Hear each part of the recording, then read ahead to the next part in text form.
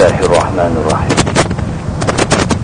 Assalamualaikum warahmatullahi wabarakatuh.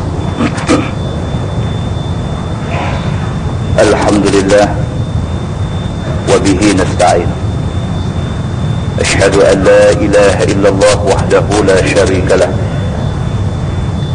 Wa ashhadu anna sayyidana Muhammadan abduhu wa rasuluh. ونصلي ونسلم على هذا النبي الكريم سيد المرسلين وعلى آله وصحبه أجمعين. أما بعد، أيها المؤمنون اتقوا الله، أوصيكم وإياي بتقوى الله، فقد فاز المتقون. Muslimin dan muslimat, mudah-mudahan dirahmati Allah Subhanahu wa taala. Di dalam sebuah hadis riwayat daripada Abi Hurairah radhiyallahu anhu an Rasulillah sallallahu alaihi wasallam annahu qala min khairi ma'ashin nasi lahum rajulun mumsikun 'ainan farasihi fi sabilillah yatiru 'ala matnihi كلما سمع هيعة أو فزعة طار عليه يبتغي القتل أو الموت مظانة أو رجل في غنيمة في رأس شعفة من هذه الشعف أو بطن واد من هذه الأودية يقيم الصلاة ويؤتي الزكاة ويعبد ربه حتى يأتيه اليقين ليس من الناس في شيء إلا في خير أو كما قال. Hadis sahih riwayat Imam Muslim. Seorang sahabat Nabi Abu Hurairah radhiyallahu anhu berkata, Nabi sallallahu alaihi wasallam bersabda, sabda Nabi, min khairi ma'ashin nasi lahum rajulun mumsikun 'ainana farasi fi sabilillah. Di antara hidup yang terbaik bagi manusia ialah seorang laki-laki yang sentiasa pegang tali kudanya pada perang jihad jalan Allah.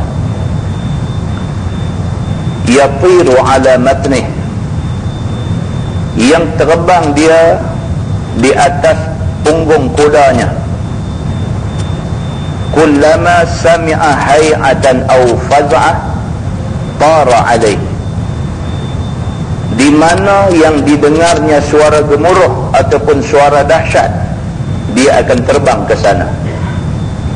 Yabtaghil qatla awil mauta mazannah, semata-mata kerana dia cari tempat yang boleh membuatkan dia terbunuh ataupun tempat yang boleh membuatkan dia mati,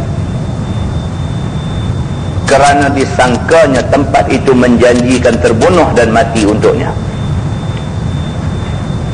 Aw rajulun fi ghunaimah fi ra'si sya'afatin min hadhihi sya'af, dan juga yang kedua adalah seorang laki-laki yang bela kambing, dan dibelanya kambing ini di kawasan gunung. Au batni wadin min hadhihi al-awdiyah, ataupun dia bela kambing di kawasan wadi, di kawasan lembah daripada banyak-banyak lembah. Yuqimus salah, di samping dia bela kambing, dia mendirikan sembahyang. Wa yu'ti zakah, dia keluar zakat. Wa ya'budu rabbah, dan dia sembah Tuhan dia. Hatta ya'tiyahul yaqin, sehinggalah dia mati, dia berkeadaan begitu. Laisa minan nasi fi syai' illa fi khair, dan tidaklah manusia ni melainkan dia sentiasa dalam keadaan baik. Hadis itu hadis sahih riwayat Imam Muslim. Muslimin dan muslimat yang dirahmati Allah sekalian, dalam hadis ni Nabi SAW bagi dekat kita dua contoh. Nabi bagi dekat kita dua contoh kehidupan yang baik di sisi Tuhan. Nabi kata kalau nak tengok contoh manusia yang hidup dalam keadaan baik pada pandangan Tuhan. Tuan-tuan, benda ni kita kena tengok. Kita kadang-kadang ada dua pilihan. Satu, baik pada pandangan manusia, tapi tak baik pada pandangan Tuhan. Yang kedua, baik pada pandangan Tuhan, tapi tak baik pada pandangan manusia.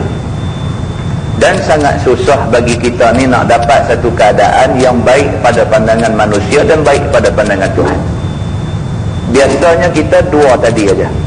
Sama ada orang puji kita, kata kita bagus, Tuhan kata kita tak bagus.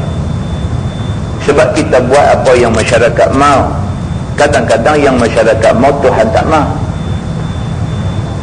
Kadang-kadang kita buat benda yang Tuhan mau, tapi masyarakat tak mau benda tu. Masyarakat tak boleh terima benda tu.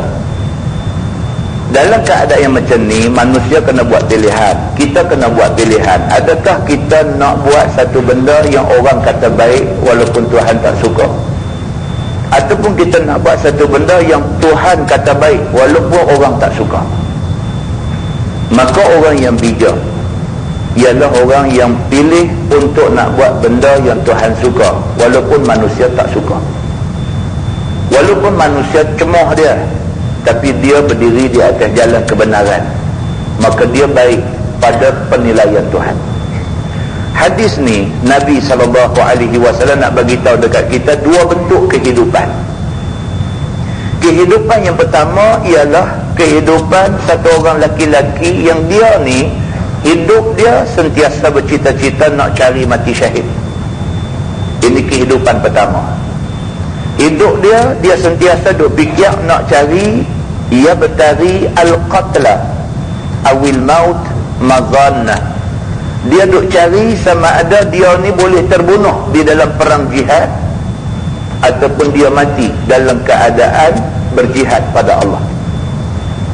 Siapa yang dalam hidup dia duk cari benda ni, dia hidup dalam keadaan baik pada penilaian Tuhan. Itu maksud dia. Dan yang kedua ialah seorang laki-laki yang masyarakat lihat dia hina. Dia kata rajulun fi ghunaimah fi ra'si sya'afatin min hadhihi sya'af. Satu orang manusia yang dia ni hidup dengan bela kambing aja. Ra'il ghanam. Dia hidup dengan bela kambing aja. Dibawanya kambing dia daripada satu gunung ke satu gunung, daripada satu kaki bukit ke satu kaki bukit. Jangan bawa pergi anak bukit aja. Ya. Daripada satu gunung ke satu gunung, ke satu bukit ke satu bukit, dia bela kambing dia. Daripada satu wadi, satu lembah kepada satu wadi, kepada satu lembah yang lain. Walaupun dia ni hidup dalam keadaan yang tak nampak mulia pada mata manusia, yuqimus salah, tapi dia satu orang yang sentiasa mendirikan sembahyang. Orang kata dia ni tak ada apalah, hidup bela kambing. Tak ada siapa berasa nak muliakan dia, tak ada siapa berasa nak hormat dia, tak ada siapa berasa nak junjung dia, tak ada siapa berasa nak sambut dia dengan sambutan besar-besaran bila dia pergi satu-satu tempat dan sebagainya, pasal dia ni kerja bela kambing. Tetapi orang yang kerja bela kambing yang dipandang hina oleh sebahagian manusia ni, yuqimus salah. Nabi kata dia semayang cukup jaga. Wa yu'ti zakah, zakat tak pernah dia cuba lari, cuba tergelincang daripada bayar zakat. Wa ya'budu rabbah, dan dia sembah Tuhan, dia tak sembah lain daripada Allah Subhanahu wa taala. Hatta ya'tiyahul yaqin, sampai mati keadaan dia begitu. Saya cerita di masjid mana dulu, yang kata di masjid Tikam Batu ada satu orang tua sampai mati baca Quran. Ramai orang duk baca Quran, tapi dia ni hari-hari baca Quran,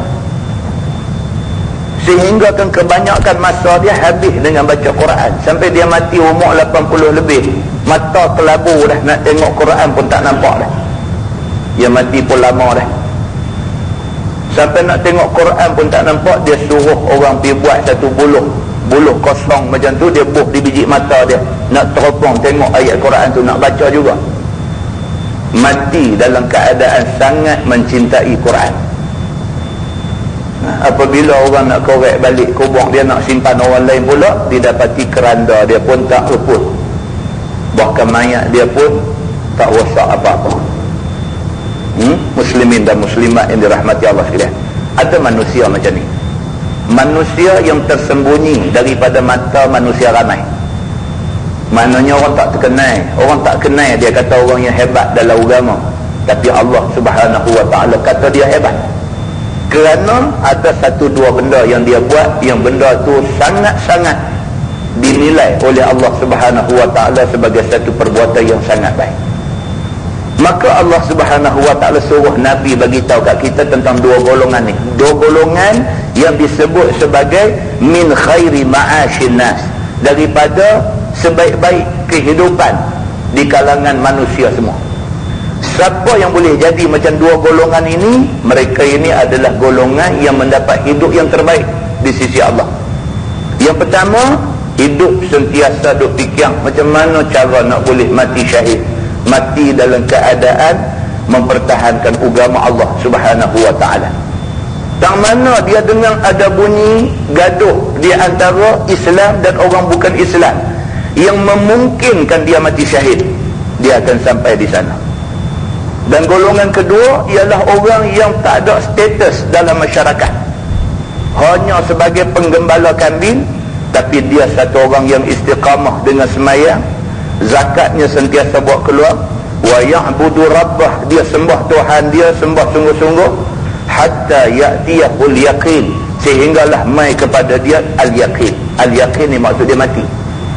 Tuan-tuan, nanti dunia ni tak ada benda yang yakin bagi kita ni, melainkan mati tu yakin, yang tu pasti. Hak lain tak pasti. Kita hari ni sihat, kita tak tahu tahun depan sihat ke tak, tak pasti sihat kita ni boleh kekal ke tak. Kita hari ni hidup, kita tak pasti minggu depan kita hidup ke tak lagi. Kerana hidup ni sesuatu yang tak pasti, tapi mati adalah sesuatu yang pasti. Semua orang akan melalui mati. Maka dia sebut dalam hadis ni hatta ya'tiyahul yaqin, sehingga mai kepada dia mati, dia kekal sebagai satu orang yang sembah Allah Subhanahu wa ta'ala. Nabi kata tak ada lah satu manusia yang buat dua benda yang disebutkan tadi, melainkan mereka dianggap oleh Allah Subhanahu wa ta'ala sebagai sebaik-baik manusia. Di dalam sebuah hadis lain, riwayat daripada Anas radhiyallahu anhu, kata dia anna Rasulullah sallallahu alaihi wasallam kana idza akala ta'aman la'iqa asabi'ahu thalath. Qala Anas, qala Nabi sallallahu alaihi wasallam, idza saqatat luqmatu ahadikum falyumit 'anha al-adha wal ya'kulha wa la yad'ha lisyaitan wa amara an tuslatal qas'ah. Qala Nabi sallallahu alaihi wasallam, fa innakum la tadruna fi ayyi ta'amikumul barakah, atau kama qala, hadis sahih riwayat Imam Muslim. Seorang sahabat Nabi nama dia Anas bin Malik radhiyallahu anhu, dia kata Nabi sallallahu alaihi wasallam tiap-tiap kali bila Nabi habis makan, Nabi jilat 3 jari dia. Ini Anas bin Malik. Tuan-tuan, Nabi ni, yang kata Nabi ni, dia buat apa pun sahabat dia teropong tengok. Ni yang kata Nabi ni, dia buat apa pun orang tengok. Apa juga yang dia buat dicatat oleh sahabat, yang catatan itu kemudiannya dipanggil hadis Nabi. Nabi bercakap macam mana, orang tulis. Nabi lagu mana sifat dia, dia tak bercakap, dia tak buat apa, sifat dia orang tengok, rupa dia pun orang tulis. Ni yang kata Nabi sallallahu alaihi wasallam. Tak ada peluang, tak ada masa, tidak ada ketika untuk Nabi nak buat tak elok, sebab semua benda dirakam dan direkod oleh orang-orang yang ada keliling dia. Tidak oleh sahabat dia, oleh isteri dia. Nabi SAW kalau duduk dalam rumah, tak ada orang dalam rumah, isteri dia ada. Isteri merekod apa yang Nabi buat. Maka Nabi SAW ni apa juga dia buat, apa juga dia cakap, semuanya dicatat dan ditulis supaya kita hari ini boleh baca. Di antaranya Anas bin Malik merekodkan, dia kata Nabi SAW kana iza akala ta'am, Nabi ni apabila dia makan, la'iqa as-sabi'ahu salas, Nabi akan jilat 3 puntung jari dia, iaitu ibu jari, jari telunjuk dan jari hantu. Orang Arab dia tak makan dalca, dia makan benda-benda kering banyak. Dia makan roti, dia makan korma, habis-habis sangat buat sikit masak daging, roti cicah dengan masak daging. So Nabi SAW dia guna 3 puntung jari saja ketika makan, ibu jari, jari telunjuk dengan jari hantu. Jadi Nabi SAW dilihat bila habis semayang dia jilat 3 puntung jari ni. Qala Anas, qala Nabi SAW, iza saqatat luqmatu ahadikum falyumit anha al-adha wal ya'kulha wa la yada'ha lisyaitan. Nabi kata apabila jatuh suapan makanan kamu, kalau kamu makan apa-apa pun lah, Nabi kata kalau kamu makan terjatuh daripada suap kamu tu sesuatu. Kalau makan nasi, bertabuk nasi misalnya. Kalau makan biskut, jatuh, pecah-pecah biskut itu jatuh misalnya. Apa-apa juga yang kamu makan yang jatuh benda tu ke atas lantai, falyumit anhal adha, maka buang hak mana yang jadi kotor. Nabi kata wal ya'kulha, hak belen lagi, hak baki lagi makan. Hak mana yang bersih daripada yang jatuh tu, kalau tak kotor ambil makan juga. Nabi kata wala yada'ha lisyaitan, jangan kamu tinggal makanan itu untuk dimakan oleh syaitan. Begitu tuan-tuan, hadis Nabi ni banyak cerita ni bab makan. Ini bab makan. Nabi kata kalau makan, kalau benda hak kita nak suap dalam mulut tu bertabung jatuh, jangan buang hak bertabung tu, tengok kalau dah jatuh jadi kotor tak usah makan. Tapi kalau jatuh dia elok lagi, kutip makan. Nabi kata kalau tidak, syaitan main makan makanan tu. Demikian juga halnya suami isteri apabila berhubung, suami isteri apabila mereka bersama, Nabi SAW kata mulakan dengan doa. Kalau sekiranya kamu tidak mulakan dengan doa, syaitan tumpang sama ketika kamu bersama dengan isteri kamu. Nampak? Ini syaitan, ini kerja syaitan, dia sampai ke peringkat yang macam tu. Maka Nabi kata janganlah kamu biar makanan yang jatuh bertabung tu, kerana kamu biar syaitan akan makan. Wa amara an tuslatal qas'ah, bahkan Nabi SAW memerintahkan supaya pinggan yang kita guna untuk makan itu dijilat. Dia kata jilat di sini maksudnya ialah jangan tinggal sisa makanan. Bukan maksud angkat tinggal duk palik periang-periang dengan lidah, yang tu bukan begitu maksudnya. Maksudnya ialah memelihara adab. Kita makan jangan sampai tinggal sisa. Tuan-tuan, kita dulu orang tua-tua kita ajar makan sebiji nasi pun tak boleh tinggal. Tak larat makan macam mana pun dia kata perhabis. Kita kata kenyang macam mana pun dia kata boleh kot, pelan-pelan makan, pelan-pelan. Dia nak ajak kita supaya kita beradab dengan Allah Subhanahu wa taala walaupun waktu makan. Rupa-rupanya benda ni sabit daripada hadis Nabi sallallahu alaihi wasallam. Qala Nabi sallallahu alaihi wasallam, Nabi bersabda, fa innakum la tadruna fi ayyi ta'amikumul barakah. Nabi kata kerana kamu tak tahu dalam banyak-banyak makanan kamu tu mana satu makanan yang dijanjikan keberkatan oleh Allah. Kita tak tahu. Tahkah kita tinggal semulut lagi tak boleh habis tu, hak semulut tu ada keberkatan dia. Tahkah hak tinggal 2-3 biji lagi masa kita basuh tangan tu, 2-3 biji nasi lagi bertabung pergi ke dalam singki, tahkah hak 2-3 biji tu Allah janjikan barakah untuk kita. Maka terlepaslah kita daripada nak dapat keberkatan itu. Hadis itu hadis sahih riwayat Imam Muslim. Muslimin dan muslimat yang dirahmati Allah sekalian, cuba kita tengok dua hadis tadi. Hadis yang pertama dia menekankan tentang jihad. Hadis yang kedua Nabi menekankan juga tentang adab waktu makan. Maknanya Islam ini satu agama yang semua benda Islam tengok penting. Tidak jihad saja penting, sehingga kan makan jangan tinggal nasi walau sebiji dalam pinggan juga penting. Dan Quran kata udkhulu fis silmi kaffah. Quran kata kamu kalau nak masuk Islam, kalau nak ikut Islam, kaffah, maksud dia semua sekali. Kita tak boleh ambil Islam hanya dari sudut semangat jihad, sedangkan dari sudut-sudut yang lain, sudut akhlak, sudut adab, sudut apa semua, kita tak ambil berat. Dan Islam juga tak mau kita duk jaga soal adab, soal apa semua sahaja, dan tak mau langsung kepada jihad. Sebaliknya Islam adalah satu agama yang dia mau kita ni dengan apa yang Tuhan sebut dalam Quran, apa yang Nabi sebut dalam hadis, semua sekali kita anggap serius, dan kita cuba sedaya upaya untuk nak buat semua sekali. Kalau kita ada kesungguhannya macam ni dalam nak mengamalkan Islam, Allah Subhanahu wa ta'ala bantu kita. Kalau di dunia tak nampak macam Tuhan bantu kita, akhirat pasti Tuhan akan bagi kita keselesaan hidup berbanding dengan orang yang tak dapat redha Allah Subhanahu wa ta'ala. Mudah-mudahan mukadimah itu membawa manfaat kepada kita semua, insya-Allah. Kita menggunakan Bahrul Mazi jilid 4.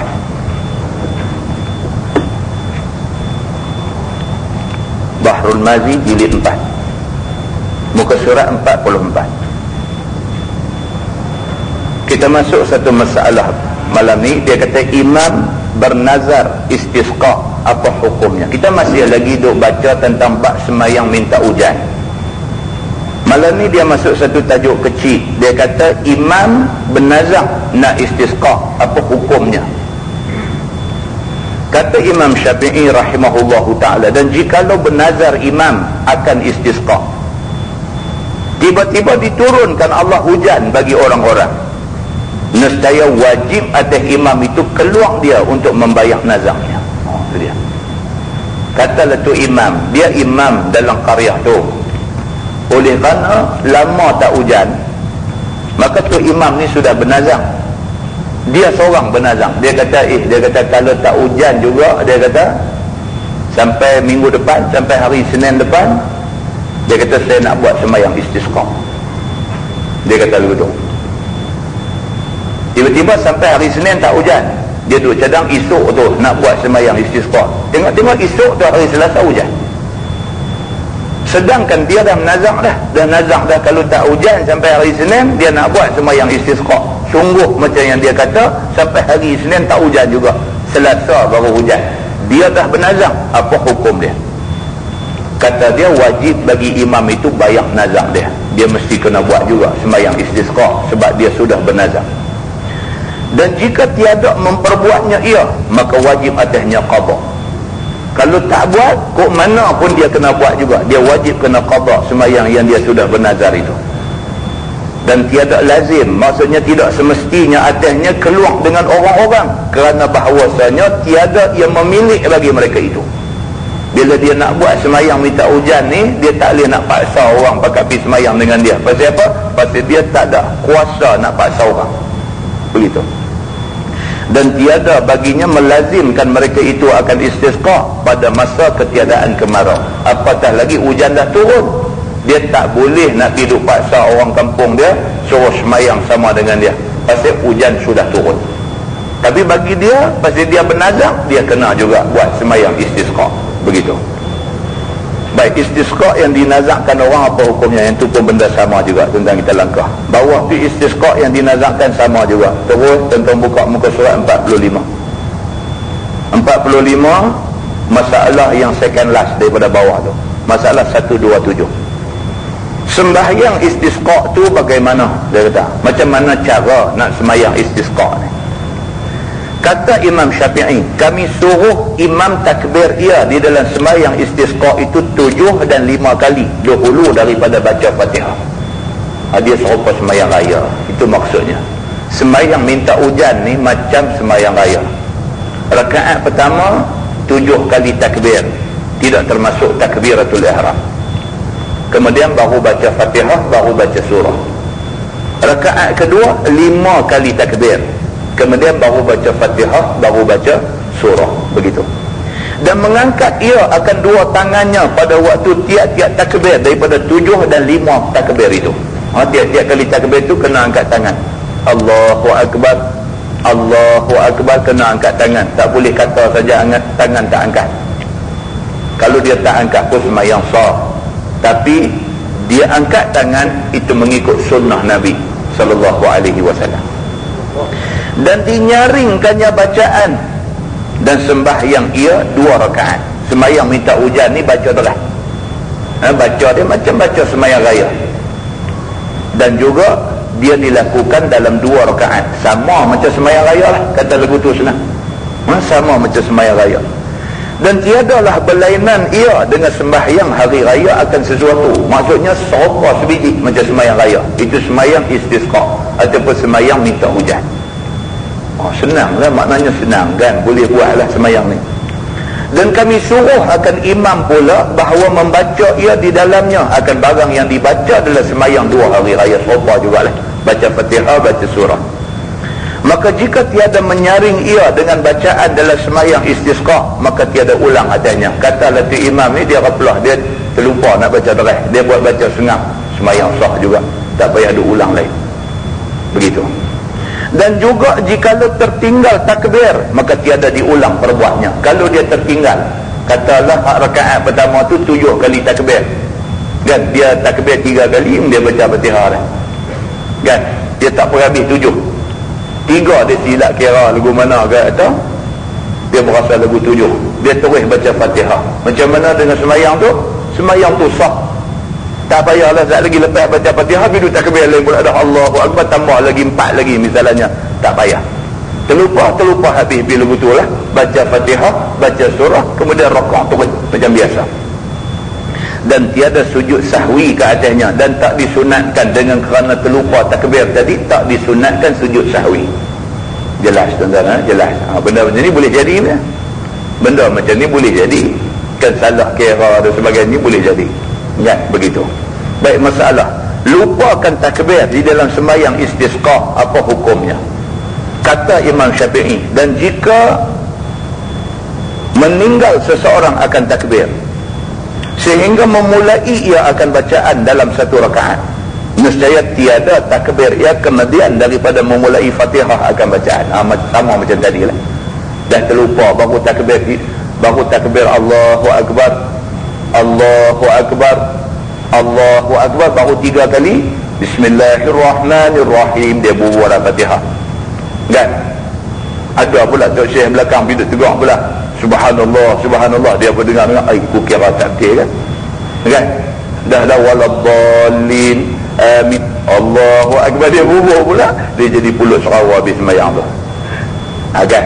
Dia kira lupa habis baca Fatihah, lepas baca Fatihah, baca surah, lepas baca surah rakaat, tak ada apa-apa, lupa tu tak ada apa-apa. Dan begitu juga jika takbir ia setengah kemudian memulai ia akan bacaan, sama lah tadi ini terlupa langsung, kan. Takbir sembahyang istisqa, Allahu Akbar, Allahu Akbar kabira walhamdulillah, baca doa kita, habis-habis Bismillahirrahmanirrahim, tak takbir langsung 7 kali ni. Macam mana cerita? Kira okey juga. Ataupun dia takbir 3 kali, lepas tu dia baca pun tak apa juga, dia kata macam tu. Nescaya tiada disempurnakan takbir itu pada itu rakaat, dan takbir ia pada rakaat lain akan takbirnya. Saat lagi dah habis, dah rakaat, tidak sujud, antara 2 sujud, bangkit pula rakaat kedua, takbir 5 kali aja, tak payah 5, tadi terlupa 4, 5 tambah 4 hidup jadi 9 pula masa tak. No, dah. Rakaat pertama tadi terlupa habis. Rakaat kedua saat lagi 5 kali takbir juga, tak payah tambah apa dah. Betul tuan-tuan, kadang-kadang kita bila agama ni kita nak fikir logik akal, dia mula lah. Allah tadi aku terlupa 4, tak apa, rakaat kedua saat lagi 5 tu kita tambah 4 lagi, dia duk fikir akal dia. Agama dia tak ikut akal. Ini penyelesaian dia bagi kes terlupa takbir di dalam rakaat, di dalam sembahyang istisqa. Padahal tiada dibayarkan barang yang tertinggal daripada yang pertama tadi. Hak tadi terlupa berapa, biar tak bayar pada rakaat kedua. Begitu. Maka jika memperbuat ia pada rakaat yang lagi itu, memperbuatlah ia begini, yakni takbir ia dahulu daripada membaca, dan jangan takbir ia kemudian daripada membaca dalam rakaat yang dimulai padanya akan bacaan. Dia kata bila mula saja baca Fatihah tak boleh dah. Kita nak takbir yang kita terlupa, tak boleh. Baik, masalah dia kata menyentuh Quran dan istisqa hendakkan suci kah, dia kata. Baiklah, ni dia nak satu bab saja dia bincang di sini. Baik, orang yang nak pegang Quran dan orang yang nak semayang istisqa ni, adakah mesti ada yang semayang? Adakah dia mesti suci daripada hadas kecil dan hadas besar? Begitu kata Imam Syafi'i rahimahullahu ta'ala. Dan tiada boleh sembahyang orang yang tiada suci, bukan tiada musafir, itu silap. Tiada boleh sembahyang orang yang tiada suci. Maksudnya kalaulah dia ni ada hadas, tak kira hadas kecil atau hadas besar, tak boleh sembahyang. Orang nak sembahyang mesti bersih daripada hadas kecil, hadas besar. Dan tiada boleh akan sembahyang istisqa, maksudnya yang musafir tu pun potong juga. Dan tiada boleh akan sembahyang istisqa, maksudnya orang yang tak ada ayat sembahyang istisqa tak boleh. Dan tiada raya, bukan maksud tak boleh raya, tak ada ayat sembahyang tak boleh raya, maksudnya tak boleh sembahyang raya. Nak sembahyang raya pun kena ada yang sembahyang.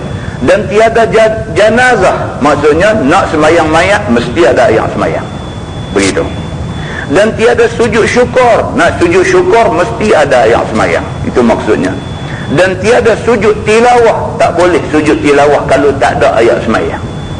Kita duk baca Quran, kita baca Quran tak mesti ada ayat sembahyang. Kita baca ayat yang kita hafal, baca surah Sajdah kan, sampai tang ayat Sajdah tu kita nak sujud, dia kata kena ada ayat sembahyang juga untuk nak sujud tilawah. Dan tiada menyentuh Quran, dia kata nak sentuh Quran pun mesti ada ayat sembahyang. Begitu. Melainkan dengan suci akan sebagai suci yang memadai akan dia bagi sembahyang fardu. Dia kata orang yang nak buat benda-benda tadi mesti suci. Suci maksudnya macam suci orang nak sembahyang fardu, maksudnya suci daripada hadas kecil dan hadas besar. Begitu. Kerana bahawasanya sekaliannya itu sembahyang, dia kata semua tu sama taraf macam sembahyang belaka, dia kata. Dan tiada halal menyentuh Quran itu melainkan dengan suci, dia kata. Begitu. Sama ada takutkan luput suatu daripada ini segala sembahyang ataupun tiada takutkan luput, adakah yang demikian itu bersamaan jua pada segala sembahyang yang perlu, tak sekira. Yang pentingnya ayat sembahyang mesti ada kalau nak buat yang ni semua. Begitu. Baik, istisqa itu bagaimana khutbahnya? Sembahyang minta hujan ni ada khutbah dia. Dia pun sama macam sembahyang raya juga, khutbah dulu ke kemudian. Khutbah kendian. Sembahyang raya kan, sembahyang raya khutbah kendian. Orang tak pernah sembahyang raya, dia pipi, oh dia cantik baru duk baca khutbah, dia kata. Tak habis-habis orang pakai jalan-jalan pakai turun. Oi, dia kata puak ni tak sembahyang ni, pakai khutbah dia tak sembahyang, orang sembahyang dah tadi ni kan. Tu pun boleh jadi celahu juga kan, boleh jadi celahu. Dia duk bahas lagu sembahyang jemaah khutbah dulu, lepas khutbah sembahyang. Punya sembahyang raya dah, sembahyang dulu, lepas sembahyang baru khutbah kan. Begitu. Sembahyang istisqa macam sembahyang raya kan, maksudnya apa dia? Khutbah kemudian.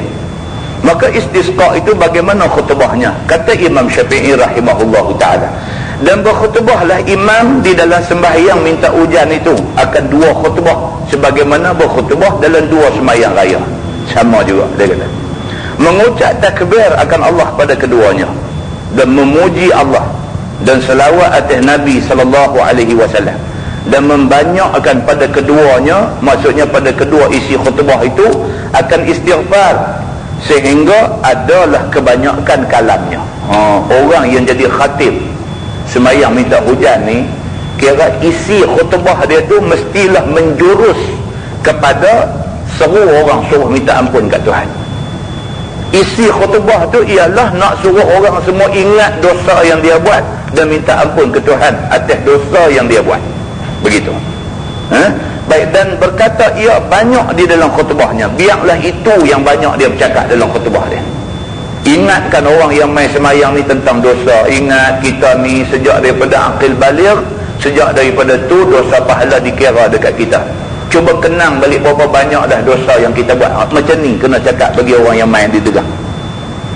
Maka minta ampun sekalian kamu akan Tuhan kamu, bahawasanya adalah ia Tuhan yang sangat menurut ia atas kamu, yang akan menurun ia atas kamu akan hujan yang banyak.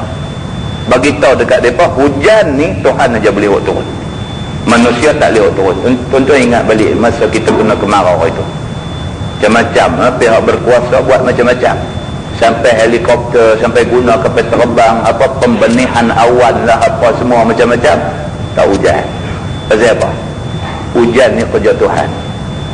Hujan ni kerja Tuhan. Kalau Tuhan tahan hujan tak turun, pasal dia buat lagu mana lah? Sebab Tuhan yang tahan hujan daripada turun. Maka dia nak sebut di sini, dia kata hujan ni ialah kerja Tuhan. Tuhan marah kat kita, dia tahan hujan. Bila dia tahan hujan, kita susah. Banyak kali dah kita abang tuan-tuan, tak ada karan boleh jaga lagi, tak ada air susah kita. Tak ada karan boleh torah lagi, boleh duk torah cari lampu apa nama, pakai gasolin lah, pakai macam-macam pelita lilin apa, cari torchlight, emergency light lah apa, boleh fikir. Dia tak ada air tuan-tuan, tenggelam punca. Tak ada air boleh tenggelam punca. Air ni adalah rahmat daripada Allah Subhanahu wa ta'ala. Baik, bawah tu dia kata masalah istisqa dan doanya dalam khutbah. Yang tu tuan-tuan balik baca sendirilah. Panjang tu cerita dia. Buka muka surat sebelah, muka surat 47. Masalah dia kata hak tengah tu, masalah memalingkan kain lepas, apa hukumnya ke atas imam. Ni khatib yang duk baca khutbah sembahyang minta hujan ni, dalam khutbah yang kedua, khatib dikehendaki kalih pakaian hak dia pakai. Kalih apa juga pakaian lah, sama ada dia nak kalih apa nama, dia nak kalih ketayap dia sikit kan, nak ketayap ni bukan kalih tiarap naik ke atas lagu tu, kita tahu orang tak boleh tu, masuk lipat sikit, lipat ketayap dia sikit.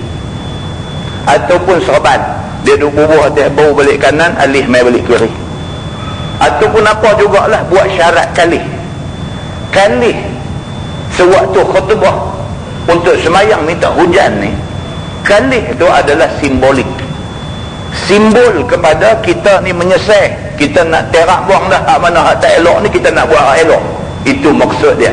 Dan benda ni bukan adat, tetapi benda ni ibadah, dibuat oleh Nabi sallallahu alaihi wasallam semasa Nabi baca khutbah di dalam sembahyang minta hujan. Ini cerita yang dia nak beritahu kat kita. So dia kata memalingkan kain lepas, apa hukumnya ke atas imam. Kata Imam Syafi'i rahimahullahu ta'ala, dan memulailah imam, maka berkhutbah dia akan khutbah yang pertama. Ni imam ni baca khutbah pertama, kemudian duduk ia, kemudian berdiri ia, maka berkhutbah dia akan setengah khutbah yang akhir, yakni khutbah kedua. Macam sembahyang raya lah, habis khutbah pertama duduk sat, bangkit pula untuk khutbah kedua. Maka beradab dia akan sekalian orang di dalam dua khutbahnya itu. Baca khutbah menghadap makmum lah, menghadap makmum macam biasa. Kemudian memaling dia akan mukanya kepada kiblat. Tengah dia duk baca khutbah yang kedua tu, dia beralih ke belakang, maksudnya menghadap kiblat. Kiblat duduk belakang imam, begitu. Dan memaling ia akan kain lepasnya, dan kain hak dia pakai, apa-apa kain yang dia pakai kalih. Hak atas turun ke bawah, hak bawah naik ke atas. Bila dia beralih menghadap kiblat tu, dia kalih kain hak dia pakai, begitu.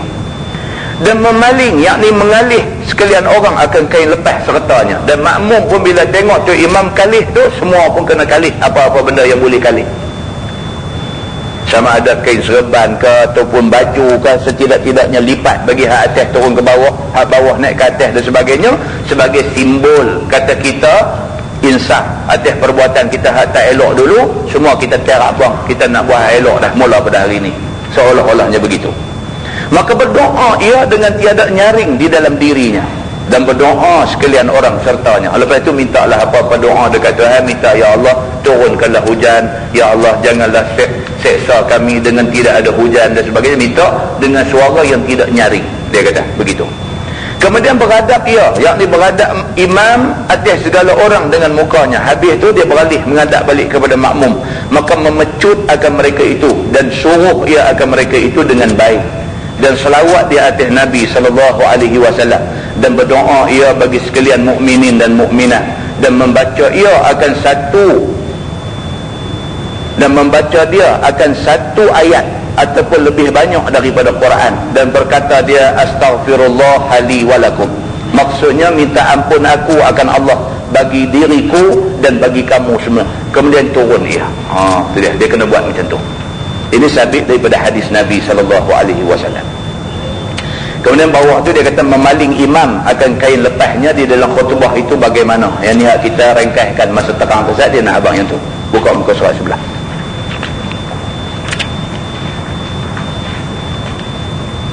Baik, muka surat sebelah, muka surat 48. Masalah dia kata keluar kerana turun hujan, apa hukumnya? Katalah lepas semayang minta hujan, hujan pun turun. Kan? Bila hujan turun, kita apa kata apa keluar daripada masjid ke, daripada rumah ke, daripada mana ke, keluar pergi duduk lompat dalam hujan ni, apa hukumnya? Dia kata Imam Syafi'i rahimahullahu ta'ala, telah sampai khabar kepada aku bahwasanya Nabi SAW adalah ia mengenakan dirinya akan hujan pada awal-awal hujan sehingga mengenai akan tubuhnya. Nabi SAW, Nabi lepas semayang istisqa tak lama Tuhan turunkan hujan. Bila turun hujan, Nabi keluar di tengah hujan, bagi hujan hak mula turun tu kena badan Nabi, kena sebahagian daripada pakaian Nabi SAW. Nabi buat macam tu. Dan diriwayatkan daripada Abdullah bin Abbas radhiyallahu anhuma bahwasanya langit menurunkan hujan, maka katanya bagi budaknya, ini Abdullah bin Abbas sepupu Nabi, bila hujan turun aja dia kata kepada budak khadam dia kata keluarkan hamparan aku dan kenderaan aku supaya mengenai akan dia oleh hujan. Abdullah bin Abbas sahabat Nabi yang juga sepupu Nabi, dia ni pun serupa. Bila hujan tak turun, buat semayang minta hujan. Lepas semayang minta hujan tak apa lama, hujan turun. Bila hujan turun, dia qiyau dekat khadam dia.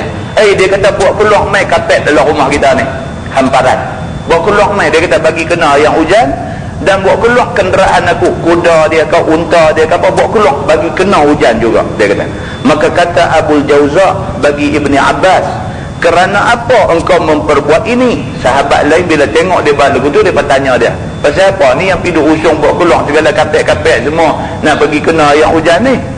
Memberi rahmat akan dikau oleh Allah. Orang yang tanya ni kata mudah-mudahan hak hang buat ni tak salah lah, dan mudah-mudahan kerana buat benda tak salah Tuhan bagi rahmat dekat kamu. Begitu. Maka katanya, tidakkah engkau baca Quran? Firman Allah, wa nazzalna minas samai ma'an mubarakah. Maksudnya, dan telah kami turun daripada langit air yang diberkatkan. Maka aku suka bahawa mengenai oleh barakat akan hamparan aku dan kenderaan aku. Itu dia. Dia kata hang tak tahu ke dalam Quran Tuhan kata bila turun hujan ini rahmat Tuhan. Rahmat ni tak suka ke kena kita? Dia kata ni kan pula lama dah tak hujan, kemarau, tiba-tiba Tuhan buat turun hujan. Memang hujan ni hujan rahmat, maka sangat perlu hujan ni kena ke tubuh kita supaya rahmat kena kita. Dia kata begitu. Jadi benda ni tuan-tuan sabit daripada Nabi SAW dan diamalkan oleh sahabat-sahabat Nabi. Inilah sebabnya tuan-tuan, kalau kebetulan tuan-tuan pergi Mekah kan hujan kan, macam baru ni orang pergi Mekah baru ni banyak kali hujan kan. Kalau hujan tuan-tuan tengok tuan-tuan Arab ni, dia nanti keluar main nampak sonok sangat mereka ni dengan hujan turun ni kan. Soal sama ada mereka ni buat lagu tu kerana nak ikut sunnah ke, ataupun mereka nak pergi lompat macam rakyat India lapang ke, itu kita tak tahu. Ada orang buat, dia tak tahu kata benda tu ibadat, dia tak tahu, cuma dia seronok aja. Maka orang yang macam ni tak dapat pahala. Untuk ingat balik kita baca di Masjid Seberang Jaya, innamal a'malu binniyat, semua amalan Tuhan kira berdasarkan niat. Kalau hujan turun, keluar pergi duduk lompat hujan tu kerana niat apa? Niat kata Nabi bila lama tak hujan turun, Nabi keluar bagi kena badan dia, pakaian dia kena hujan, kita pun nak buat macam mana Nabi, dapat pahala. Tapi kalau hujan turun kita saja seronok duduk ya tengah hujan tanpa niat ibadat, tak boleh pahala apa. Tapi di Mekah Arab memang kalau hujan dia punya seronok ni Allah yang mengetahui. Ini cerita dia. Baik, masalah dia kata ayam kujuh, bagaimana memperbuatnya? Ayam kujuh ni lah ayam hak mula turun. Daripada kemarau ni tak tahu ayam turun. Ayam hak mula turun tu dia panggil ayam kujuh. Ayam kujuh. Ini bukan bahasa agama tuan-tuan, ini bahasa Syekh Marbawi ni. Bahasa kampung dia ke bahasa daerah dia tak tahu lah. Tapi dia nak maksud kata ayam tu lah. Setelah lama kemarau, hujan ayam hak mula turun tu dia kata ayam kujuh. Kata Imam Syafi'i rahimahullah ta'ala, diriwayatkan daripada Yazid bin Abdullah bin Ilhad bahawasanya Nabi SAW adalah Nabi ambil mengalir air kujuhnya, maka bersabdalah ia, keluar sekalian kamu dengan aku kepada ini air yang dijadikan oleh Allah Ta'ala suci, supaya kita bersuci daripadanya dan kita memuji, yakni syukur akan Allah. Bila mula-mula hujan turun tu, itu ayam kujuh. Kita keluar tunjuk kata seronok ayam tu turun, itu sebagai tanda syukur kita pada Tuhan, kerana Tuhan buat turun hujan. Begitu dia kata. Dan kata Imam Syafi'i, diriwayatkan daripada Ishaq bin Abdullah bahwasanya Sayyidina Umar Al-Khattab radhiyallahu anhu adalah dia apabila mengalir air kujuhan, maka pergi ia dengan segala sahabatnya dan berkata ia, tiada ada kami datang melainkan menyapu muka dengan dia. Sayyidina Umar pun macam tu, lama tak hujan, bila hujan dia keluar di tengah hujan dengan sahabat-sahabat dia, dia tak ada ayam hujan, dia basuh muka dia dengan air. Begitu. Masalah dia kata angin dan awan di Mekah ketika melihatnya. Ini kalau duduk di Mekah. Mekah ni negeri panas, negeri jarang-jarang hujan. Kalau duduk di Mekah, tiba-tiba kita nampak angin duk main, nampak awan mendung, nampak macam nak hujan, apa nak buat? Kata Imam Syafi'i rahimahullahu ta'ala, diriwayatkan daripada Al-Muttalib bin Hanta bahawasanya Nabi SAW adalah ia apabila kilat di langit ataupun bergemuruh ia, apabila kilat di langit bergemuruh ia, dikenali yang demikian itu pada wajahnya. Okey, Nabi ni adalah hadis tuan-tuan. Tuan-tuan buka dalam Sahih Bukhari pun ada, dan Sahih Muslim pun ada hadis ni. Nabi SAW ni bila kilat guruk, nampak muka Nabi tu boleh nampak susah hati. Bukan nampak seronok, nampak susah hati. Begitu. Maka apabila turun hujan, sukacita ia daripadanya. Lepas dah kilat dulu, hujan turun, barulah nampak Nabi seronok. Begitu keadaan Nabinya begitu.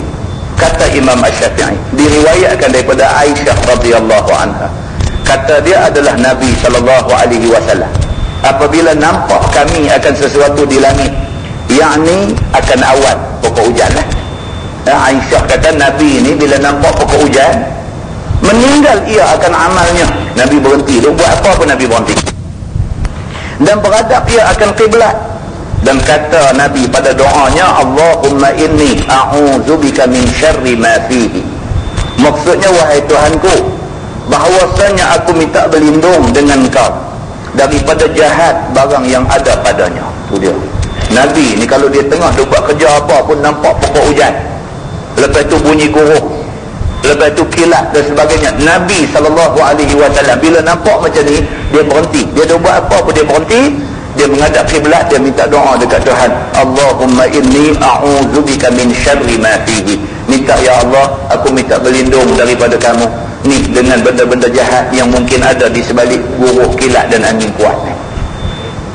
Dan orang belah Matang Rawa ni, hari tu kena kan bulan lepas ke apa kan, angkat bumbung habis, punah ranah habis, bangunan kau lepas gate kereta api pergi ke Bandar Perda tu, dia kopak bumbung habis semua kan. Ini yang kata guruk kilat, yang kata angin kuat ni, dia ada kadang-kadang dia membawa keburukan. 2-3 hari lepas kita kena hujan, daripada malam sampai pagi-pagi, tarik pula pergi sampai hujan kan. Tempiasan daripada ribut yang kena Taiwan kena ribut dengan tengok dalam TV, kota berita tunjuk kan, kota berita tunjuk kapal terbakar, kat Taiwan. Macam dalam filem Titanic tu. Kapal terbakar, belah hujung tu terbakar. Dia pekak lari mai belah hujung balik atas terbakar ni. Laut pula bergelora. Ombak ni macam nak terak kapal tu. Ni tuan, Allah Subhanahu Wa Taala sekali-sekali dia buat mai, antara satu abang kata hang kemas tak mana. Dia buat mai ribut, dia buat mai angin, dia buat mai dengan kilat guruh, dia buat mai apa, kapal besar duduk tengah laut ni, dia jadi macam mana pelepah nyok. Dia jadi macam kapal halus. Terbakar pula belah hujung tu. Anak kapal ni, penumpang kapal ni berlari mai belah hujung hak tak terbakar ni. Dalam keadaan kapal tu duduk berolak tu dalam gelora laut ni. Pasukan penyelamat nak pergi dengan bot tak boleh, kena pergi dengan helikopter. Helikopter pergi duduk jorai turun tangga tu lah, tangga nak ragas naik tu. Kawan ni naik, kau ni tarik kaki, kau ni tak boleh naik belakang. Kawan ni dah panjat naik dah, hak bawah pegang kaki dah. Orang ni yang kata ni bagilah tu orang-orang naik kan. Dia tak peduli dah, hang tarik aku tarik hang, tarik aku. Tengok duk melorai jatuh. No, ya helikopter tu pun tak boleh turun rendah. Ya Allah, tuan-tuan bayangkan kalau kita lah salah seorang ada atas dek kapal tu. Dengan kapal kuih duk sengit nak terbakar dia duk tenggelam.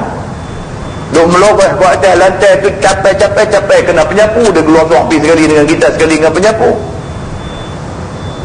Allah Subhanahu Wa Taala Tuhan Maha Kuasa. Dia buat mai di Taiwan tu dengan kita pun dia mai dengan hujan tak berhenti. Tu Taiwan tu bukan dekat dengan kita. Pun kesan mai kat kita macam tu. Nabi SAW bila duk nampak pokok hujan mai, bila duk nampak angin kuat, duk nampak guruh, kilat dan sebagainya, Nabi terus berhenti kerja apa pun duk buat. Nabi berhenti menghadap ke arah kiblat. Nabi kata, Allahumma inni a'udzubika min syarri ma fihi. Ya Allah, ya Tuhanku, bahwasanya aku minta berlindung dengan kamu daripada jahat barang yang ada di dalamnya. Angin ni ada benda, dia boleh buat main satu keburukan dekat kita dan sebagainya. Maka jika menghapusi akan dia oleh Allah Ta'ala, maksudnya kalau Allah hentikan, ribut pun dah tak ada kilat guruh apa semua tak ada, maka pujilah Nabi akan dia. Nabi bila tengok-tengok dah reda, angin tak ada apa tak ada, Alhamdulillah, Nabi kata. Dan jika turun hujan, sabda Nabi, Allahumma saqyan nafi'an, maksudnya wahai Tuhan, tuangilah olehmu akan sebagai tuang yang memberi manfaat. Tuan-tuan, dia tengok hidup Nabi macam mana kan? Mai satu benda ingat kat Tuhan doa, mai satu benda ingat kat Tuhan doa. Ni Nabi SAW. Tak heranlah apabila dia pergi cuba nak berdakwah kepada penduduk Taif. Penduduk Taif hampas ketir batu mai kat dia, punggai ketir batu mai kat dia, berdarah-darah Nabi ni. Malaikat Jabal turun mai jumpa Nabi. Wahai Muhammad, Allah Subhanahu Wa Taala suruh kami mai jumpa kamu lah ni. Kalau kamu mau, kami nak pergi repih bukit 2 biji tu hampas atas kepala penduduk Taif ni. Nabi kata apa? Nabi kata, aku mau kamu dengan aku, kita minta doa dekat Tuhan supaya Tuhan buka hati penduduk Taif ni untuk terima Islam. Nabi macam tu. Nabi SAW macam tu. Rejam ketir batu, bukan rejam ketir batu berdarah merambu muka ni. Malaikat mai dah bagi special offer dah. Hang kata okey aja, kami repih bukit tu hampas atas depa. Dah. Nabi kata, mai sama dengan aku, kita minta dekat Tuhan supaya Tuhan masukkan iman dalam hati penduduk Taif. Tak lama, selang berapa tahun aja lepas Nabi doa, semua penduduk Taif masuk Islam. Muslimin dan muslimat yang dirahmati Allah sekalian. Hidup Nabi ni hidup penuh dengan bergantung pada Tuhan, minta ke Tuhan aja. Baik, kata Asy-Syafi'i, diriwayatkan daripada Ibni Musayyab bahwasanya Nabi SAW adalah ia apabila mendengar bunyi guruk, diketahuikan yang demikian itu pada wajahnya. Nabi ni bila dengar bunyi guruk, sahabat cam dah, tengok muka Nabi, nampak pada rupa Nabi itu susah hati bila bunyi guruk ni. Maka apabila turun hujan, nampak sukacita ia daripadanya. Bila hujan turun baru nampak Nabi seronok.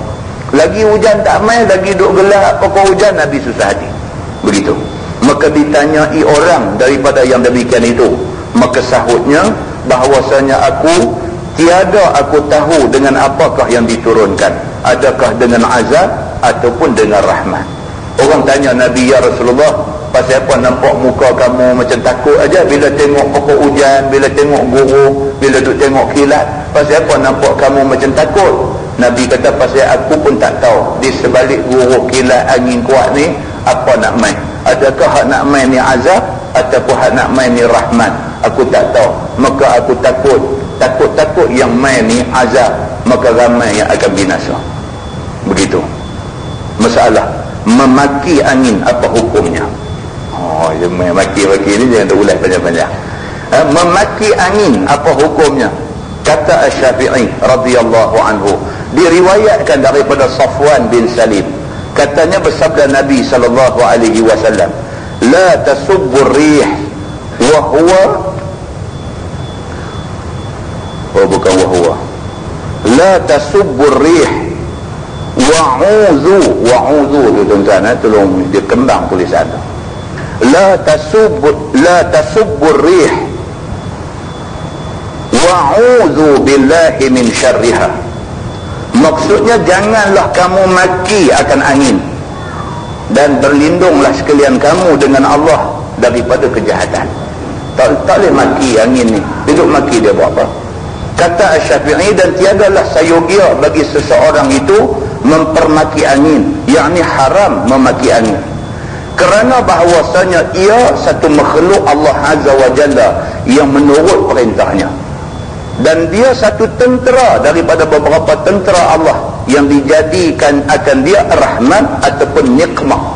Nikmah, tuan-tuan tengok bahasa Arab, kalau ni'mah nun ain, dia jadi nikmat lah. Kalau nun qaf nikmah, dia jadi bala, dia jadi azab. Itu sebab kadang-kadang kita bila kita rumikan tulisan Arab, makna dia tu lari terus. Kan kita kata bersyukurlah di atas nikmat. Di atas nikmat. Nikmat dia jadi azab. Syukurlah atas azab atau orang bagi kat kita. Oh, tak kena. Ni'mat, ain, ni'mat. Kan tengok tu, dia kata tu. Baik, dia kata, dan satu tentera daripada beberapa tentera Allah yang dijadikan oleh Allah akan dia rahmat ataupun nikmah, yakni bala, apabila menghendaki ia. Itu dia. Angin ni dia turut perintah Tuhan, kita pergi duduk maki dia pasal apa? Angin kuat sikit maki, cakap lebih kurang, kata ke angin, kata apa? Dia hanya menurut perintah Allah. Allah suruh dia main, dia main lah. Maka tak bolehlah dipiduk maki dia dan sebagainya. Kata Asy-Syafi'i telah memberi khabar akan daku oleh Muhammad bin Abbas, katanya telah mengadu seorang laki-laki kepada Nabi sallallahu alaihi wasallam akan kefakiran. Maka sabda Nabi sallallahu alaihi wasallam, barangkali engkau mempermaki angin. Itu dia. Satu orang miskin dijumpa Nabi, piduk mengadu ke Nabi, awaklah saya ni miskin sangat ni, saya usaha buat macam-macam, menyaga terai, buat macam-macam kerja, tapi duk miskin papa kedana juga. Apa tak kena dengan saya ni? Bila dia pergi mengadu macam tu dekat Nabi, Nabi kata apa kat dia? Nabi kata, barangkali kamu biasa maki angin kot. Nabi kata kat dia. Maka dengan kerana tu Tuhan turun bala dekat kamu tak boleh nak jadi orang senang. Nampak tuan-tuan? Kita apa-apa yang kena kat kita nak kena muhasabah. Muhasabah balik, fikir balik, kang mana tak kena kita ni, fikir balik. Kadang-kadang dia ada pasal, maka Tuhan turunkan satu bala, satu ujian mai dekat kita. Mudah-mudahan ujian itu boleh mengkifaratkan hak mana kita telanjung, kita tersasul, kita tersilap dulu ni, Tuhan kifaratkan dengan bala. Bala ni makna dia ujian daripada Allah Subhanahu wa taala. Tajuk baru kita baca sikit, bab ma jaa fi salatil kusuf. Itu bab yang datang pada menyatakan sembahyang gerhana. Yang ni rajin jadilah di Malaysia ni, rajin sembahyang minta hujan jarang-jarang, gerhana rajin jadi. Berapa hari bulan ni? 16 hari bulan nak main ni, pukul 5 lebih matahari berada tepat di atas Kaabah. Apa nama, satu perkeliling daripada falak telah dikeluarkan. 16 ni, 16 Julai. Ini apa? 12 tak baik. 16 hari apa? Selasa. pukul 5 berapa kah tuan-tuan semak balik ada benda ni 5.28 ke apa kah matahari dijangka akan berada tepat di atas Kaabah kiblat kita. Itu masa untuk kita nak menentukan kiblat hak kita duk buat arah kita semayang ni tepat ke tak tepat. Okey, cara dia macam biasalah, ambil satu kayu yang lurus, pacak di tengah-tengah tempat yang boleh dapat bayang. Jadi bila matahari berada tepat di atas Kaabah pada jam 5.28 ke apa saya tak silap, cahaya tu nanti kena kayu yang kita pacak tu, bayang dia tu itu arah kiblat. Agar kita nak semayang di rumah, kita akan letak sejadah kita ikut arah bayang tu. Itu yang tepat, kiblat yang tepat. Tuan-tuan nampak dalam Quran Tuhan bawa surah macam-macam kan, surah Asy-Syams pasal matahari, surah tentang bintang macam-macam. Inilah guna-guna dia, inilah guna dia.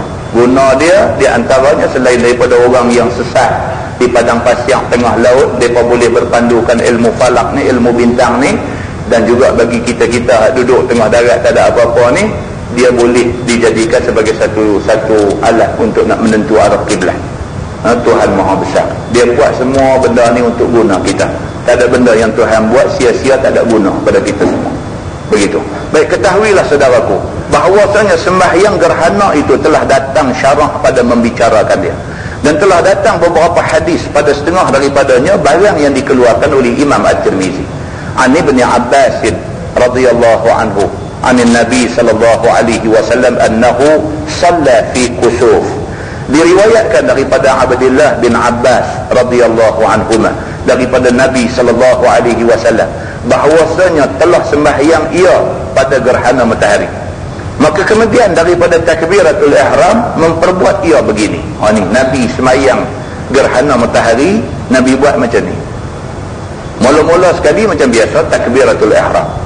Lepas tu dia kata faqara'a summa raka'a summa qara'a summa raka'a summa qara'a summa raka'a salasa marrah. Dia kata maka membaca Nabi SAW akan Fatihah, kemudian membaca surah, kemudian raka'a Nabi, kemudian membaca ia, yakni kemudian daripada bangkit raka'a, kemudian raka'a ia lagi, kemudian membaca ia, kemudian daripada bangkit raka'a yang kedua, kemudian raka'a ia kali yang ketiga, kemudian bangun ia berdiri. Itu dia semayang. Yang kata semayang kusuf ni, semayang gerhana ni, Nabi takbir Allahu Akbar, niat semayang gerhana.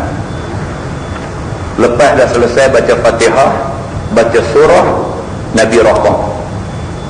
Lepas raka'a bangkit, qiyam balik, baca pula lagi Fatihah, baca surah.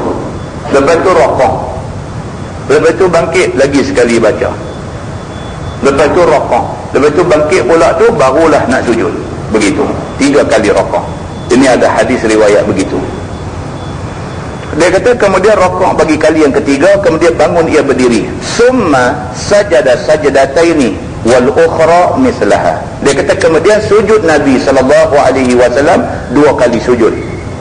Dan bermula rakaat yang lain itu pun seumpama dengannya, yakni seumpama rakaat pertama.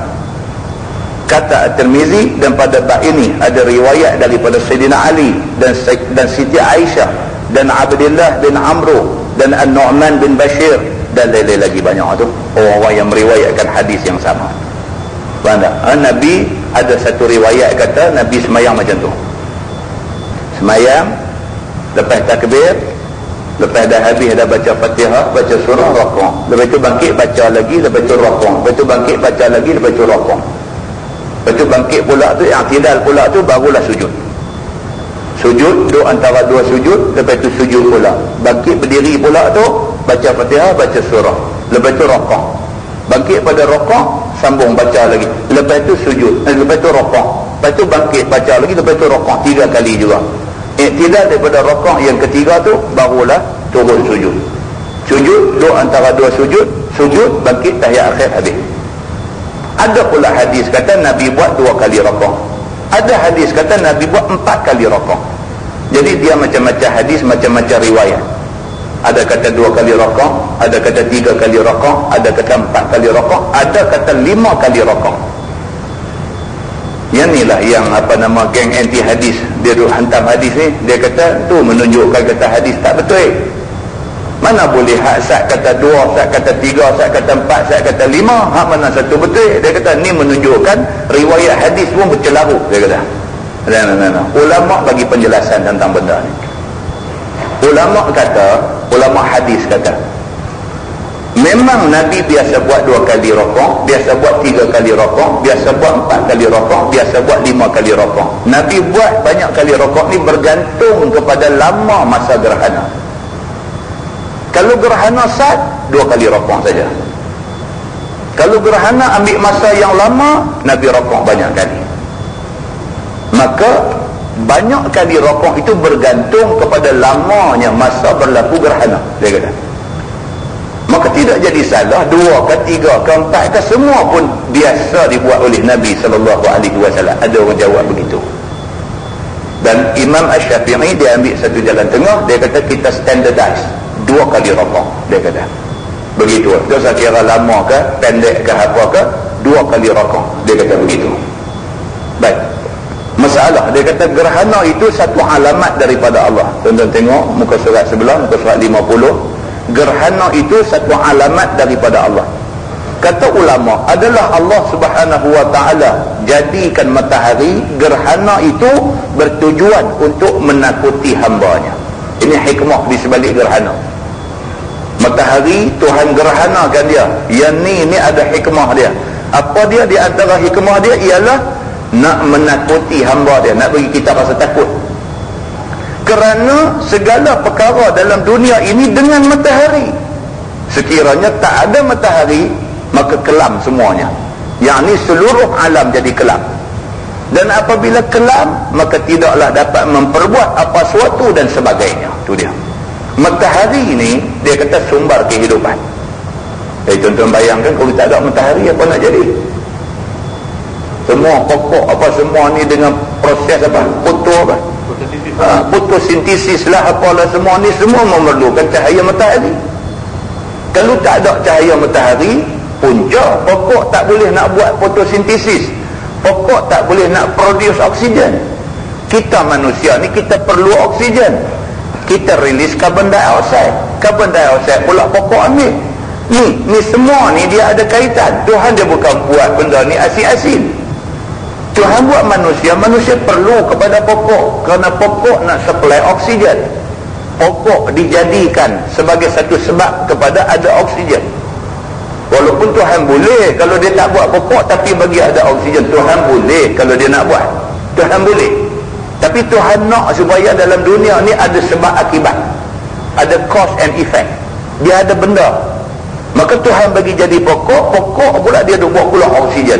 Duduk kawasan lagi banyak pokok, kita lagi sihat, begitu. Itu ikut kajian sains. Yang kajian ini langsung tak bercanggah daripada agama kita. Jadi kalau tak ada cahaya matahari, pokok jam habis semua. Pokok jam, kita jadi jam sama. Maka dia kata di sini matahari ini adalah satu daripada punca kehidupan manusia. Benda hak menjadi punca kehidupan kita, Tuhan boleh padam sat. Dia nak abang yang tu. God is great. Tuhan ni cukup besar, maha besar. Dia boleh padam sat matahari yang macam tu punya hebat. Dulu kita dah baca dah surah Asy-Syams di masjid Badawi, sebelum terlupa lah. Sebut masjid Badawi teringat langsung. Minggu depan kuliah seminggu tak ada, saya kena kursus di Kuala Lumpur. Jadi kuliah hari Isnin di masjid Taman Berang, tolak ke hari Isnin minggu yang berikutnya. Berapa bulan? 20 orang. Teringat lagi lupa pula. 22. Masjid Taman Berang patutnya 15, tolak 22. Kemudian Masjid Badawi 19, tolak 26. Saya kursus daripada 14 sampai 19. Tapi kira nak tolak tak boleh, macam mana nak buat? Tolak dia kena tanah liat 31 jadi berturut pula esok ni dengan tak apa, turut minggu ni dekat sangat. Kemudian Padang Temusu kekal lah. Tikam Batu dengan Taman Kerian setakat ni kira tak ada tempat lagi. Dia jam tentu. Jadi pengumuman tolong beritahu kawan-kawan lah, takut dia pergi pula. So Taman Brown jadi 22, Masjid Badui jadi 26. Seminggu tu saya tak ada, saya ada kursus. Okey. Jadi dulu kita dah baca dah tafsir kepada surah Syams di Masjid Badawi. Kita dah baca cerita tentang matahari. Yang kata matahari ni lautan hidrogen, dia kata. Kalau kita cuba pergi dekat dengan matahari pada jarak berapa juta kilometer, bukan kata dekat lagi 15 kilometer, pada jarak juta kilometer pun kita lebur. Kita lebur. Punya panasnya matahari ni sampai macam tu. Matahari yang macam tu punya hebat, panas dia dan sebagainya, Tuhan boleh bagi gelap dia. Tuhan lagi berkuasa. Maka dengan kerana itu tak wajar ada manusia sembah matahari, kerana ada kuasa yang lebih besar daripada matahari, iaitu Tuhan yang mencipta matahari. Ini. Jadi tujuan gerhana ni ialah nak tunjuk kepada manusia kebesaran Allah Subhanahu wa taala. Dia kata tidaklah dapat memperbuat apa suatu kalau tak ada, kalau sekiranya matahari ni tak ada. Maka jadilah gerhana itu alamat yang menunjukkan boleh Allah Taala tunggang balik ataupun Tuhan hapuskan sama sekali cahaya matahari itu. Yakni dengan sebab banyak hamba Allah buat dosa dalam dunia ini. Maka manakala kita ketahui demikian itu, apabila jadi gerhana, hendaklah kita semua menunjukkan diri kita kepada Allah Subhanahu wa taala, kita cukup taat. Dia kata, tu dia. Bila Tuhan gelapkan matahari, kita kenalah tunjuk kita ni tunduk dekat Tuhan. Pasal apa? Pasal Tuhan yang boleh menggelapkan matahari pada kadar setengah jam tu, dia sebenarnya boleh gelapkan terus matahari sampai bila-bila. Kalau setengah jam dia boleh bagi gelap matahari, maknanya Tuhan boleh bagi gelap terus. Maka bila dia bagi gelap aja matahari, walaupun untuk 10 minit, walaupun untuk 15 minit, walaupun untuk setengah jam, masa tu kita kena isi dengan semayang, minta dekat Tuhan supaya jangan digelapkan terus matahari ini. Biarlah matahari itu keluar balik, supaya dengan itu kita dapat menikmati hidup yang sempurna balik. Itu tujuan dia kata benda ni. Iaitu tidakkah lebih baik daripada sembahyang yang dilakukan oleh Nabi SAW. Cara paling baik ialah bila gerhana, sembahyang, minta dekat Tuhan supaya Tuhan janganlah balakkan kita dengan sesuatu yang kita tak boleh tanggung. Mudah-mudahan tidaklah kiranya sama sekali dihapuskan cahaya matahari yang boleh jadi sebesar-besar bala ke atas kita semua. Dia kata tu dia. Tuhan dia off bang terus matahari, kita akan susah. Larat nak mengaji tuan-tuan, dengan matahari tak ada, malam sedia mengaji aja kita ni. Kan nak pergi kerja tak mananya, bila larat kan nak main mengaji saja. Kita ada nak kena kerja, ada nak kena macam-macam, dan yang semua ni memerlukan ada matahari. Begitu. Jadi bila Tuhan bagi tak ada azab, mintalah dekat Tuhan suruh bagi keluar balik matahari ni cepat-cepat. Kan begitu. Orang dulu-dulu dia kata apa? Naga telan matahari. Telan habis melupas mulut. Matahari panas. Kan? Begitu. Baik, masalah dia kata sembahyang gerhana matahari dan khilaf ulama. Khilaf kita tak payah baca lah. Wallahu a'lam. Lepas ni kita sambung hak bawah tu. Masalah sembahyang gerhana matahari dan kelakuannya. Macam mana cara sembahyang gerhana matahari. Wallahu a'lam. Sembahyang gerhana ni dia kira 2 rakaat, walaupun pada tiap-tiap rakaat kita 2 kali rakaat misalnya. Kan? Misalnya 2 kali rakaat. Kan? Dia ada 2 kali, ada 3 kali, ada 4 kali, ada 5 kali. Dalam mazhab Syafi'i, Imam Syafi'i dia kata, Imam Syafi'i dan jumhur ulama, dia kata sembahyang gerhana ni memadai dengan 2 kali rakaat. Kita standardize ya. Kan? So rakaat pertama, kalau Nabi lah, nanti insya-Allah panjang umur ada masa bulan depan kita baca cerita hadis Nabi SAW buat sembahyang macam mana. Kan? Nabi sembahyang gerhana ni rakaat pertama Nabi baca suratul Baqarah daripada awal sampai habis. Rakaat pertama hak macam sebelum rukuk yang pertama tu, Nabi baca suratul Baqarah awal sampai habis. Habis tu Nabi rukuk. Lama masa Nabi rukuk adalah selama masa baca suratul Baqarah tadi. Ini hadis kita baca bulan depan, gezek dulu. Kan? Bangkit daripada rukuk tu, baca pula surah Ali Imran daripada awal sampai habis. Lepas tu Nabi rukuk. Rokok yang kedua tu, lama masa rokok yang kedua tu selama masa orang baca surah Ali Imran daripada awal sampai habis. Lepas tu bangkit daripada rokok yang kedua tu, sami Allahu liman hamidah, Nabi sujud. Duduk antara dua sujud, sujud. Bangkit daripada sujud tu rakaat kedua, lepas Fatihah Nabi baca surah An-Nisa awal sampai habis.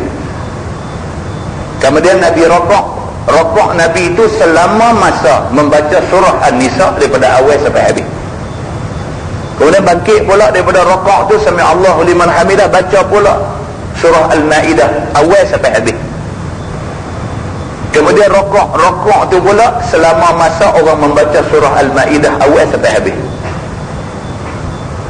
Lepas tu yang tidak, sami Allahu liman hamidah, lepas tu sujud, dua antara dua sujud, lepas tu tahiyat akhir. Itu sembahyang gerhana yang Nabi buat. Kalau lah buat legutuk kan Allah, tinggal imam kan, imam hafiz kan, tak apa lah, dia baca sedap ke dia kan.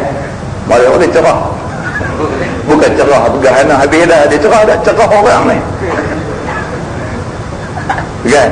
Tak boleh pergi kan, kita tak boleh pergi macam tu punya panjang kan. Oh, Nabi dulu dia buat macam tu. Sembahyang sunat, Nabi memang sembahyang sunat dia sembahyang panjang. Pasal apa? Pasal siapa yang tak larat, orang tu boleh mufaraqah keluar. Tapi sembahyang fardu, Nabi sembahyang ringkas-ringkas. Dan bulan depan kita nanti tengok tajuk-tajuk yang menarik. Dia kata kalaulah kata api dia pergi jadi sembahyang, dia pergi jadi gerhana ni pada masa sembahyang jemaat, mana nak sembahyang dulu. Dia bahas sampai macam tu. Jadi gerhana pada masa sembahyang fardu, adakah kita nak sembahyang fardu dulu baru buat gerhana ke, gerhana dulu baru sembahyang fardu ke? Ataupun dia jadi masa sembahyang jemaat, nak sembahyang jemaat dulu baru buat sembahyang gerhana ke? Ataupun sembahyang gerhana dulu baru buat sembahyang jemaat ke? Ataupun dia bertembung dengan sembahyang jenazah, sembahyang mayat kan, sembahyang fardu, sembahyang mayat, sembahyang apa, ada banyak hak mana kita nak bagi prioriti, sembahyang mana nak buat dulu, hak mana yang kedua, hak mana yang ketiga, semua dah disusun elok dah. Jadi kalau jadi benda-benda macam ni, tak sepatutnya jadi riuh lah, pasal penyelesaiannya sudah ada begitu. Tapi kita selalu kita tak ambil semua tu, kita tak buat semua begitu kan. Sembahyang gerhana, sembahyang mayat apa, sembahyang waktu pun duk tergelincang tinggal lagi. Sembahyang gerhana, kawan pihak abang pula sembahyang gerhana ni, rakaat pertama dia Al-Baqarah dengan Allah, dia dengar jangan tak apa dah. Nah, jadi kita tak biasa buat lah sunnah Nabi, kita tak biasa buat. Kemudian sembahyang gerhana pun dia ada khutbah dia juga. Dia ada khutbah dia juga. Apa isi kandungan khutbah macam yang dibuat oleh Nabi sallallahu alaihi wasallam. Dan tak menasabah lah kita baca khutbah sembahyang gerhana cerita pasal hidroponik kan, tak menasabah. Khutbah sembahyang gerhana pergi baca pasal kemalangan jalan raya kan, dia kena baca, dia ada isi khutbah tu, apa benda yang kita sesuai baca di dalam sembahyang gerhana itu. Lepas pada tu dia akan masuk lagi, lepas tajuk tu dia akan masuk tajuk sembahyang takut.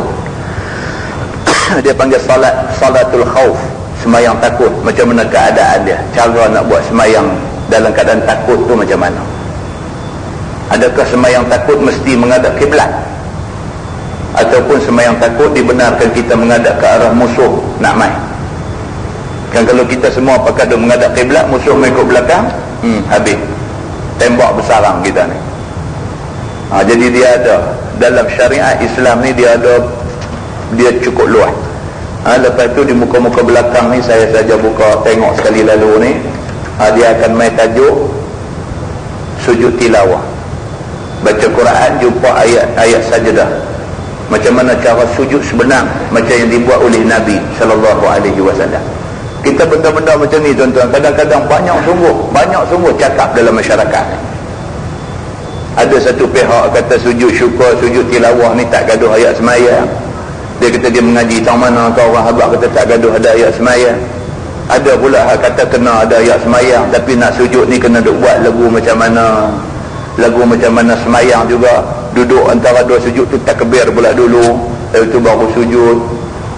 Sujud pula 2 kali. Lepas bangkit pada sujud kedua tu duduk bagi salam pula. Assalamualaikum, Assalamualaikum, bagi salam. Dia tak mengaji. Bila tak mengaji, dia kodong.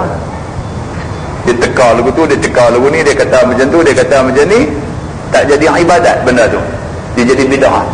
Dia jadi benda yang kita reka, kemudian kita pergi tuduh kata kita buat tu agama suruh buat. Berdosa saja aja. Banyaklah cerita.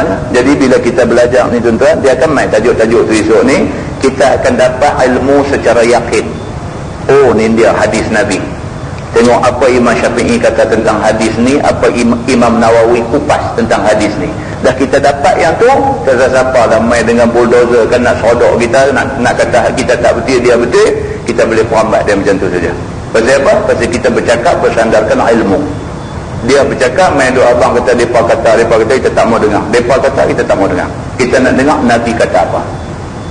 Begitu tuan-tuan. Buat ibadat penat dah. Kita tak mau, kita buat tak betul. Dengan kerana buat tak betul, Allah tolak ibadat yang kita buat tak mau. Kan, buat ibadat biarlah penat, kita dapat keredaan Allah Subhanahu wa ta'ala. Nah, wallahu a'lam. Yang baik itu daripada Allah, yang tak baik itu silap saya. Saya lagi ada nasi kot. Ada, boleh ambil. Kita tangguhkan dengan tasbih kafarah dan suratul As. Subhanakallah wa la ilaha illa Allah. Wal 'asr innal insana illa alladhina amanu wa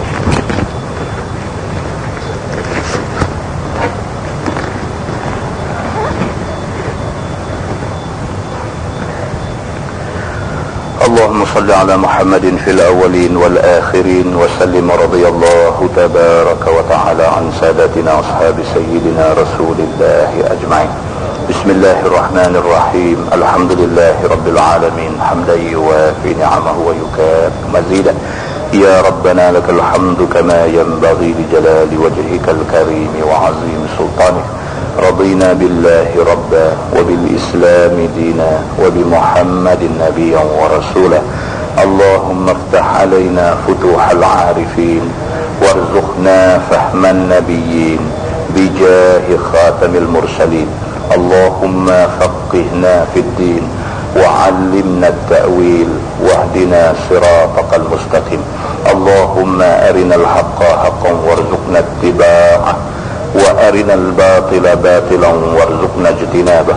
اللهم اجعل جمعنا جمعا مرحوما وتفرقنا من بعده تفرقا معصوما.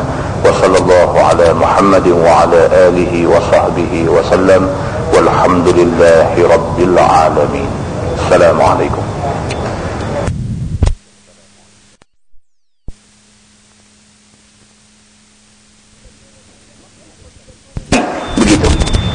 Maka apabila turun hujan, sukacita ia daripadanya. Lepas dah kilat buruk, hujan turun, barulah nampak Nabi SAW. Begitu, keadaan Nabinya begitu. Kata Imam Asy-Syafi'i, diriwayatkan daripada Aisyah radhiyallahu anha. Kata dia adalah Nabi SAW.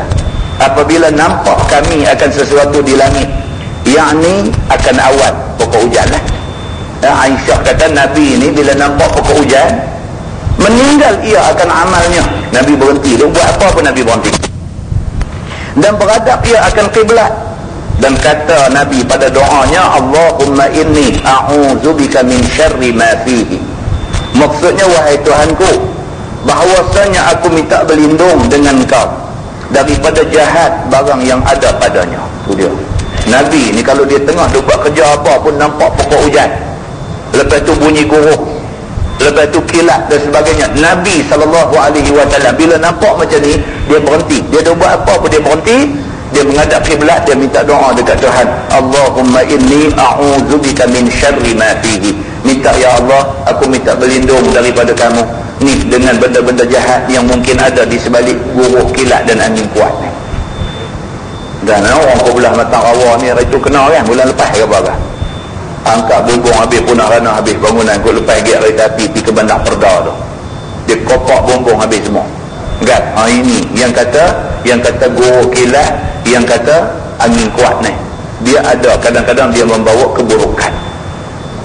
2-3 hari lepas kita kena hujan, daripada malam sampai pagi-pagi tarik pula pergi sampai hujan kan. Tempiasan daripada ribut yang kena Taiwan.